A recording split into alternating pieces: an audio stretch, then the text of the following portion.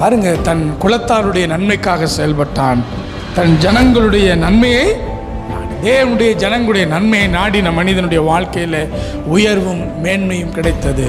இன்றைக்கும் கர்த்தருக்காக யாரெல்லாம் வைராக்கியமாய் நாம் செயல்பட சித்தம் கொண்டவர்களாக இருக்கிறோமோ, கர்த்தர் நிச்சயமாய் அப்படிப்பட்டவர்களை உயர்த்துவார். எத்தனை பேருக்கு ஆசை இருக்குது கர்த்தருக்காக வைராக்கியமாய் நிற்க வேண்டும், கர்த்தருக்காக செயல்பட வேண்டும் என்று? எத்தனை பேருக்கு ஆசை இருக்குதோ உங்கள் எல்லாரையும் கர்த்தர் உயர்த்துவாராக. 1 பேதுரு 3ஆம் அதிகாரம் 13 18 வசனங்கள் வரைக்கும் இப்படியா எழுதப்பட்டிருக்கிறது: நீதி நிமித்தமாக நீங்கள் பாடுபட்டால் பாக்கியவான்களாயிருப்பீர்கள். நீதி நிமித்தமாக நீங்கள் பாடுபட்டால் பாக்கியவான்களாயிருப்பீர்கள். அவருடைய பயமுறுத்துதலுக்கும் நீங்கள் பயப்படாமல் இருந்து கிறிஸ்துவை பரிசுத்தம் பண்ணுங்கள் என்று அங்கு சொல்லப்படுகிறது.